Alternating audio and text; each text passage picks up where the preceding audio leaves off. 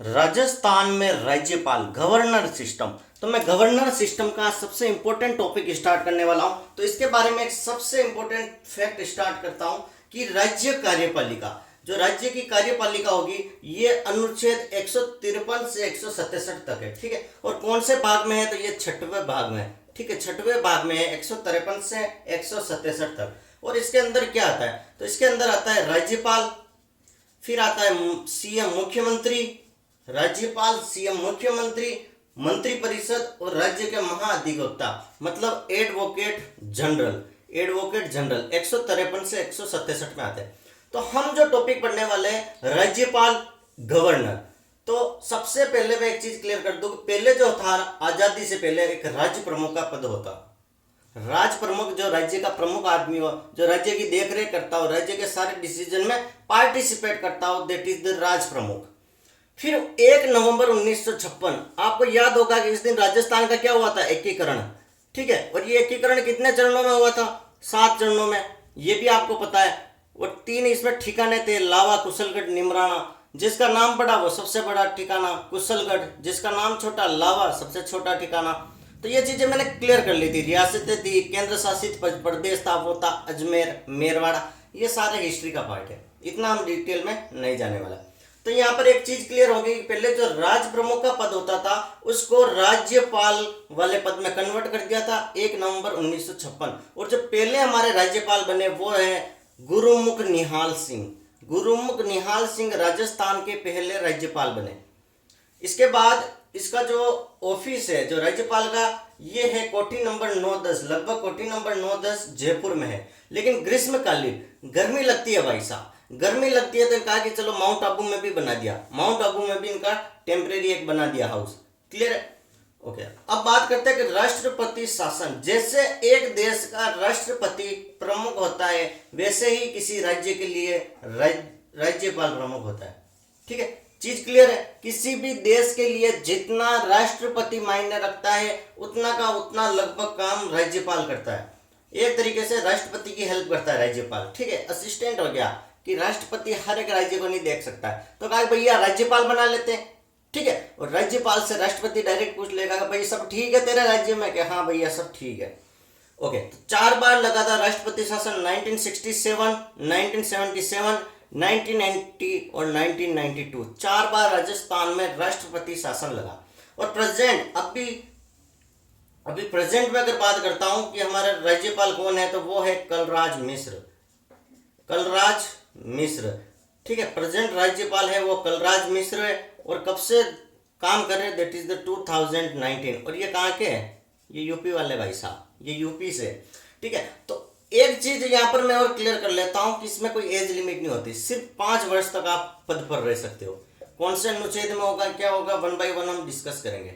ठीक है, तो क्लियर हो गया कि राज्यपाल गवर्नर का पद कितना इंपॉर्टेंट होता है किसी स्टेट के लिए। ठीक है, तो ये कार्यकारिणी चीजें देखता है कि हमारे राज्य में सारी चीजें चल रही अच्छे से या नहीं चल रही। ठीक है, एक तरीके की कार्यपालिका का पार्ट है, जस्ट लाइक राष्ट्रपति ये वर्क करता है। ठीक है, तो अब मैं 153 अनुच्छेद से स्टार्ट कर लेता हूं। 153 अनुच्छेद से स्टार्ट करता हूं। तो 150 अनुच्छेद ये राज्यपाल के बारे में ही कहता है। राज्यपाल मैंने बताया ना 153 से 167 कार्यपालिका शक्तियों में आएगा, तो 153 से मैं स्टार्ट करता हूं।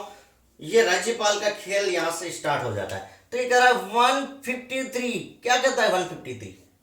153 कहता है कि हर एक राज्य का एक राज्यपाल होगा। ठीक है, इन्होंने कहा कि एक राज्यपाल होना चाहिए। इन्होंने क्या कहा? कि एक राज्यपाल होना चाहिए। सेकंड कहा कि 2 राज्यों का भी एक राज्यपाल हो सकता है, 2 राज्यों का भी एक राज्यपाल हो सकता है। 2 राज्य, सिंगल गवर्नर। ठीक है, चीज क्लियर है? 2 राज्य, 2 स्टेट का एक सिंगल गवर्नर हो सकता है। यहां तक क्लियर है? ओके, फिर आता है अनुच्छेद 154। अनुच्छेद 154 क्या कहता है? इनको याद रखते रहना। अनुच्छेद 153, अनुच्छेद 154 नोट करते जाना, मैं बिगाड़ दूंगा, किसी भी टाइम बिगाड़ दूंगा। ठीक है, तो ये कह रहा है कि अनुच्छेद 154 कहता है कि राज्य की कार्यपालिका शक्ति, ये कह रहा है कि जो राज्य की कार्यपालिका शक्ति होती है ये राज्यपाल में निहित होगी। राज्य की कार्यपालिका शक्ति राज्यपाल में निहित होगी। कार्यपालिका मतलब समझ रहे हो ना, जो काम करवाते सारा, ये किस में निहित होगी? राज्यपाल में। अनुच्छेद 154 यही कहता है। 153 ने कहा कि भाई राज्यपाल होगा, सबसे पहले जिसकी बात कर रहे हैं वो होगा या नहीं होगा कैसे पता चला था 153 में, ठीक है। फिर आते हैं दैट इज द अनुच्छेद 155, ठीक है। 155 कहता है कि राज्य के राज्यपाल को राष्ट्रपति अपने हस्ताक्षर और मुद्रा सहित अधिपत्र द्वारा नियुक्त करेगा, ठीक है। तो राज्यपाल को नियुक्त कौन करेगा, वो है राष्ट्रपति। ये नियुक्ति से संबंधित चीजें हो रही है, राज्य के राज्यपाल को नियुक्त कौन करेगा, तो अनुच्छेद 155 में इसकी नियुक्ति बताई, ठीक है। कौन करेगा, राष्ट्रपति, ठीक है। जैसे राष्ट्रपति को कौन करता है, समझ में आया नहीं आया, देखो राष्ट्रपति करता है, राष्ट्रपति किसका है, केंद्र सरकार का पार्ट है, ठीक है कि नहीं है केंद्र सरकार का पार्ट। तो ऐसा तो नहीं राष्ट्रपति डायरेक्ट कर लेगा, केंद्र सरकार ने उसको बनवाया, राष्ट्रपति का पद सृजन किया, तो राष्ट्रपति राज्यपाल को नियुक्त कर रहा था, इनडायरेक्टली केंद्र सरकार का पार्ट हो गया, नहीं हो गया। राष्ट्रपति नियुक्त कर रहा था, इनडायरेक्टली केंद्र सरकार ने नियुक्त किया, नहीं किया। यहां तक क्लियर है, ओके। फिर कहता है कि राज्यपाल के चयन के लिए ना बहुत विचार विमर्श चला था उस टाइम कि भैया राज्यपाल का पद कैसे बनाया जाए, ठीक है। तो पहला एक बंदा था, पहला मत आया कि वयस्क मताधिकार पर आधारित हो जाए, ठीक है, कि राज्य में वयस्क मताधिकार करवा दो। सेकंड कहता है कि राज्य विधायिका के सदस्यों द्वारा चुनाव करवा दो। थर्ड कहता है कि राज्य विधायिका के निचले सदन द्वारा एक पैनल के आधार पर राष्ट्रपति का चुनाव करा दो। फोर्थ ने कहा कि राष्ट्रपति द्वारा नियुक्ति करो। फिर कहा यार जो राष्ट्रपति नियुक्ति करेगा ये ठीक रहेगा। देखो नेता कभी ईमानदार इनकी जिंदगी में नहीं थे, कभी अरे नेताओं के सामने कभी ईमानदार लगा सकते हो, नहीं, आप लगा दोगे ना आपको पाप लग जाएगा। तो इसलिए कह रहा हूँ नेताओं के सामने कभी ईमानदार वर्ड लगा मत देना, ओके। तो 155 अनुच्छेद तक तो मैंने क्लियर कर दिया था। अब बात करते हैं अनुच्छेद 156 की। देखो जो इंपॉर्टेंट है सब मैं यहाँ क्लियर कर दूंगा, इसके बाद कोई ज्यादा आपको डिटेल में पढ़ने की जरूरत नहीं।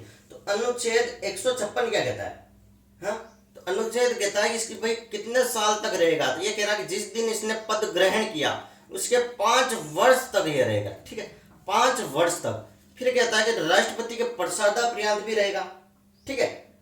राष्ट्रपति के प्रसादापर्यंत मतलब राष्ट्रपति चाह रहा है भैया इसको रख दो 1-2 महीने 4 महीने और रख दो, फिर भी ठीक है, रह सकता है। फिर कहता है कि राज्यपाल अपने पद की अवधि समाप्त हो जाने पर भी तब तक पद धारण करेगा जब तक उसका उत्तराधिकारी पद नहीं धारण कर लेगा। मतलब ठीक है, राज्यपाल का कार्यकाल हो गया भाई 5 साल हो गए, फिर नया राज्यपाल आना चाहिए, उसकी अभी तक नियुक्ति नहीं की, तो आप स्टेट का पद खाली नहीं कर सकते हो, समझ रहे हो, स्टेट का पद खाली नहीं कर सकते हो। तब तक वो है ना अपने कलराज मिश्र जी, इनको कहेंगे भैया जब तक नया राज्यपाल नहीं आ जाता तब तक आप अपने पद पर रहिए।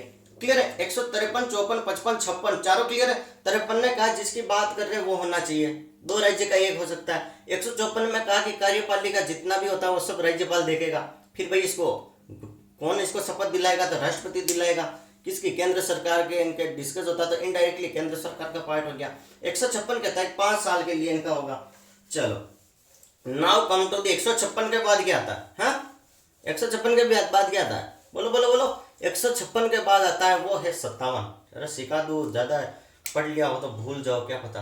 तो इसमें है कि भारत का नागरिक होना चाहिए, मतलब नियुक्ति के लिए पात्रता क्या है, पात्रता यह है कि वो भारत का नागरिक हो, ठीक है, गुंडा लफंगा नहीं हो। अरे भाई उसका करेक्टर भी तो अच्छा होना चाहिए, करेक्टर लेस आदमी को बना के क्या करोगे, हैं गुंडे को बना दोगे तो वो क्या अच्छा करेगा।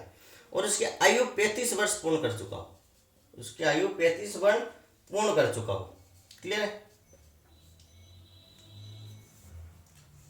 नाउ कम टू दी अनुच्छेद 158। अनुच्छेद 158 क्या कहता है, यह कहता है कि राज्यपाल संसद के किसी सदन का या पहली अनुसूची में विनिर्दिष्ट किसी राज्य के विधानमंडल की किसी सदस्य का सदस्य नहीं होगा, ठीक है। ये कह रहा है कि राज्यपाल कोई अदर बेनिफिट नहीं ले सकता है, ठीक है। राज्यपाल बिना किराए दिए अपने शासकीय निवासों के उपयोग का हकदार होगा। मतलब इसको भाई एस मौज भी तो देंगे, हमने राज्यपाल बना दिया तो इसको एस मौज नहीं देंगे क्या। तो इसने कहा एस मौज क्या देंगे कि हम भाई घर देंगे, ऐसा नहीं कहा हम इनसे किराया ले लो, इनको भी फायदा मिलना चाहिए, ठीक है। और कह रहा है कि 2008 में संसद ने राज्यपाल का वेतन 36,000 बढ़ा के 1.10 लाख था, 2008 में 1,10,000 कर दिया, ठीक है। राज्यपाल की सैलरी 1,10,000, मतलब साल के 12 + 12 = 96, 13 लाख के लमसम, 13×5 = 65 लाख का आदमी है भाई, 5 साल रहता है 65 लाख छाप देता है, ठीक है, 65 लाख छाप देता है, ओके। फिर आता है दैट इज द अनुच्छेद 159। अनुच्छेद 159 क्या कहता है? अनुच्छेद 159 कहता है कि तीसरी अनुसूची के अनुसार राज्यपाल प्रतिज्ञान करता है, मतलब ये शपथ लेगा। 159 में ये क्या लेगा? शपथ लेगा। भाई सारा बात हो गया, इसको सब कह दिया कि आपको घर भर सब देंगे, आप मौज मस्ती करोगे, तब शपथ तो ले लीजिए। तो ये शपथ में कहेगा कि मैं अपनी पूरी योग्यता से संविधान और विधि का परीक्षण करूंगा। ठीक है, ये कह रहा है कि मैं राज्यपाल के पद का कार्यपालन करूंगा।